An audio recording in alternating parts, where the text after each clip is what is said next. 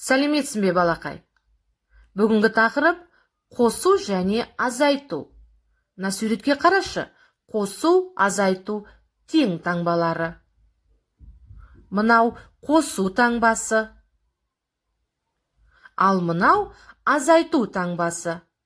Енді қосу мен азайту таңбаларын қолданып есептер шығарамын. Мұқият тыңда.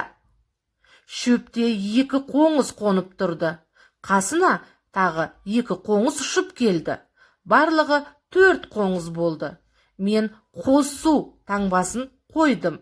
Екі қоңызға екі қоңызды қоссаң 4 болады. Келесі тапсырма. Ыдыста 5 кәмпит болды. Оның екеуін жеп қойды. Ыдыста 3 кәмпит қалды. Мен азайту таңбасын қойдым. 5 кәмпиттен 2 кәмпитті алсаң, 3 кәмпит қалады. Келесі тапсырма. Бұтақта 7 құс қонып тұрды.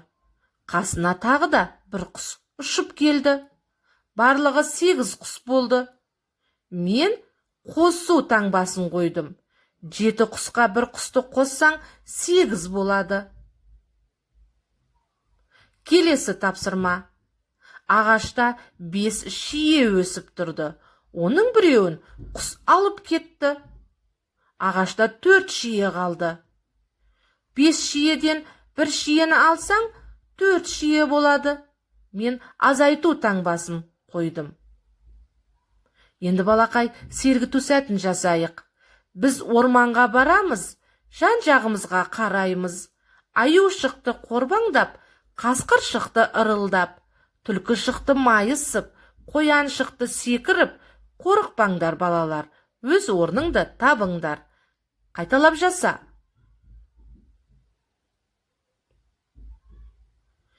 Келесі тапсырма. Есепті шығару арқылы суретті көрсет. 2-ден азайтамын 1-ді. 1 шар болады. 5-тен азайтамын 2-ні. 3 құлпынай болады. 5-тен азайтамын 4-ті. 1 көбелек болады. 2-ге қосам 2-ні. 4 саңырауқұлақ болады. Қалғанын жалғастырып шығар. Келесі тапсырма.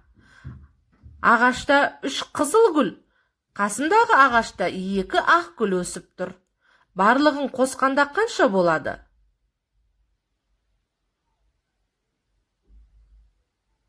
Дұрыс, 5. Қосу таңбасын пайдаландым. Енді сұрақ. Бүгін қандай тақырыппен таныстың?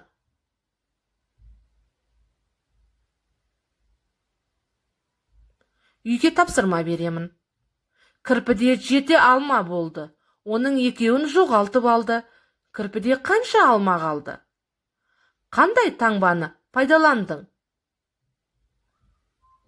Есептің жауабының суретін сал. Жарайсың. Өте жақсы. Сау бол.